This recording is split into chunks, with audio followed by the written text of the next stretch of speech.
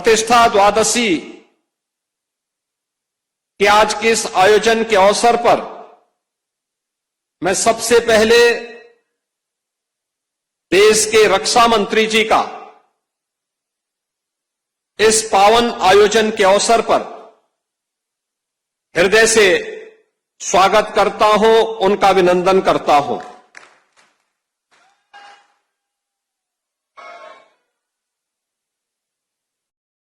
माननीय रक्षा मंत्री जी ने उत्तर प्रदेश के मुख्यमंत्री के रूप में कार्य करते हुए भी और उत्तर प्रदेश सरकार और संगठन के विभिन्न दायित्वों का निर्वहन करते हुए श्री राम जन्मभूमि आंदोलन में उनकी प्रत्यक्ष भूमिका रही है और इसीलिए आज 500 वर्षों के बाद श्री राम जन्मभूमि पर प्रभु रामलला का विराजमान होना, मंदिर का यह भव्य स्वरूप देख करके वह अत्यंत अभिभूत हैं, आनंद की अनुभूति कर रहे हैं, गौरव की अनुभूति कर रहे हैं। और चूंकि उन्होंने उस आंदोलन में सक्रिय भूमिका का निर्वहन किया तो स्वाभाविक रूप से आज के इस समारोह में जब प्रतिष्ठा द्वादशी के इस अवसर पर माता अन्नपूर्णा के मंदिर में सनातन धर्म की ध्वजा का आरोहण का कार्य वह कर रहे थे तो उन्हें मैंने अत्यंत भावुक होते हुए भी देखा है। मैं इस अवसर पर उनकी उपस्थिति के लिए उनका उत्तर प्रदेश सरकार की ओर से और उत्तर प्रदेश के वासियों की ओर से, उत्तर प्रदेश की जनता जनार्दन और सभी राम भक्तों की ओर से हृदय से अभिनंदन करता हूं। पिछले 11 वर्ष के अंदर देश के यशस्वी प्रधानमंत्री आदरणीय श्री नरेंद्र मोदी जी के यशस्वी नेतृत्व में उन 3 महत्वपूर्ण घटनाओं को कभी विस्मृत नहीं कर सकता। याद करिए 5 अगस्त 2020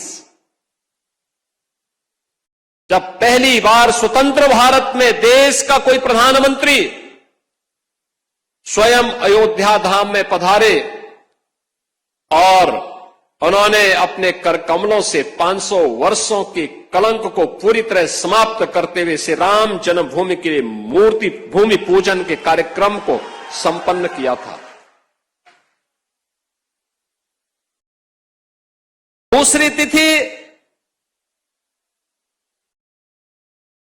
जब 22 जनवरी 2024 को और हिंदू पंचांग के अनुसार कहें तो पौष शुक्ल द्वादशी की वह पवित्र तिथि जब स्वयं फिर आदरणीय प्रधानमंत्री जी अयोध्या धाम पधारे और उन्होंने श्री राम लला के भव्य मूर्ति की प्राण प्रतिष्ठा के कार्यक्रम को अपने कर कमलों से संपन्न किया।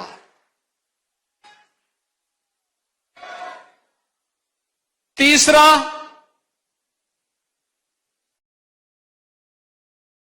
तब अभी 25 नवंबर को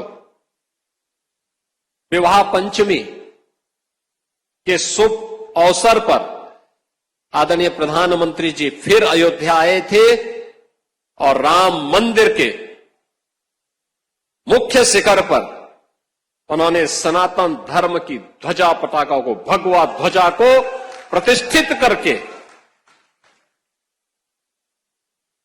सनातन से ऊपर कोई नहीं, इस सनातन की ध्वजा पताका हमेशा दिग्दिगंत तक ऐसे ही गूंजती रहेगी और ऐसे ही दिखाई देगी। इस उद्घोष के साथ उन्होंने अयोध्या में आकर के पूरे देश और पूरी दुनिया को एक संदेश दिया। अयोध्या तो संदेश देती है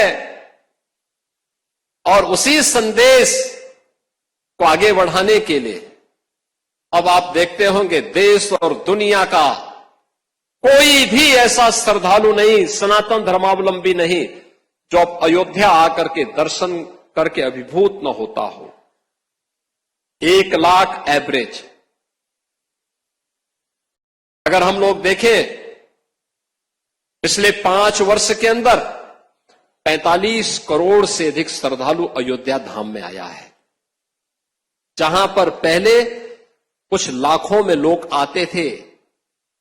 याद करिए 17 के पहले न बिजली थी, न पानी थी, न स्वच्छता थी, न सड़क थी, न कनेक्टिविटी थी, कोई सुविधा नहीं थी, सुरक्षा की भी व्यवस्था नहीं थी, और कोई जय श्री राम बोलता था तो उस पर लाठी जरूर पड़ जाते थे, गिरफ्तारियां हो जाती थी। आज तो आप देश में जाइए, राम राम बोलिए, जय श्री राम बोलिए, और अब तो भारत सरकार की योजना भी जी राम जी के नाम पर ही आ गई है, जो रोजगार की सबसे बड़ी स्कीम बनने जा रही है। कोई भी बेरोजगार व्यक्ति जब आएगा और कहेगा कि मुझे रोजगार चाहिए अपनी ग्राम पंचायत में, साल में 125 दिन का रोजगार की गारंटी उसको उसके गांव में मिल जाएगी, तो जी राम जी हो गया।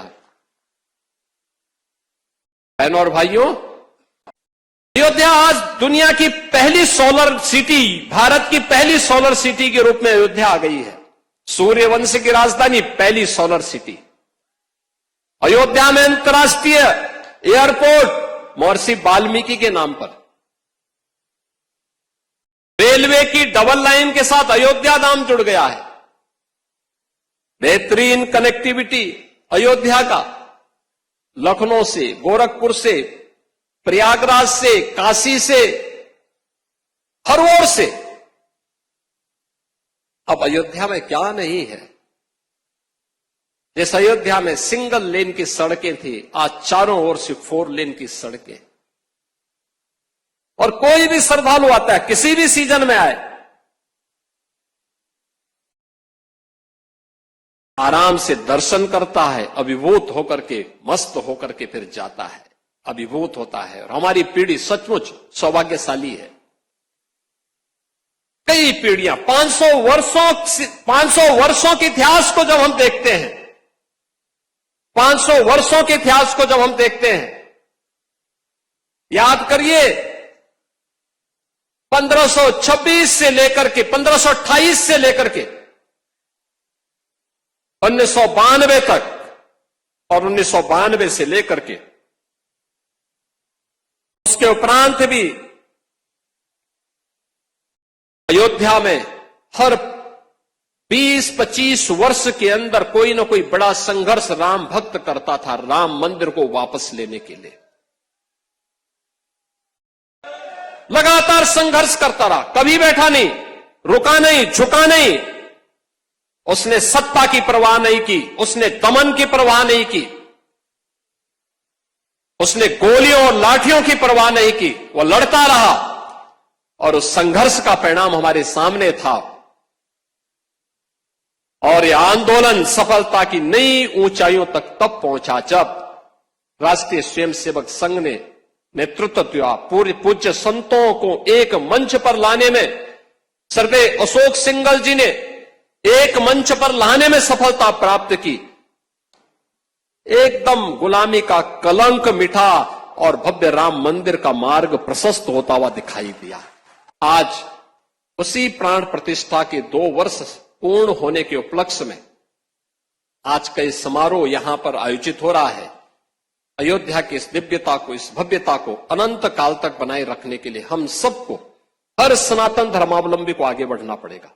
एक साथ अपने जीवन का हिस्सा इसको बनाना पड़ेगा। अयोध्या जिसके नाम से ये एहसास होता है कि यहां कभी युद्ध नहीं हुआ, यानी कोई भी दुश्मन यहां के शौर्य से, यहां के वैभव से, यहां के पराक्रम के सामने कभी टिक नहीं पाया। लेकिन कुछ लोगों ने अपने निहित स्वार्थ से, मजहबी जनून और सत्ता की तुष्टीकरण की उस निकृष्टता में पड़ करके अयोध्या को भी उपद्रव और संघर्ष का एक अड्डा बना दिया था।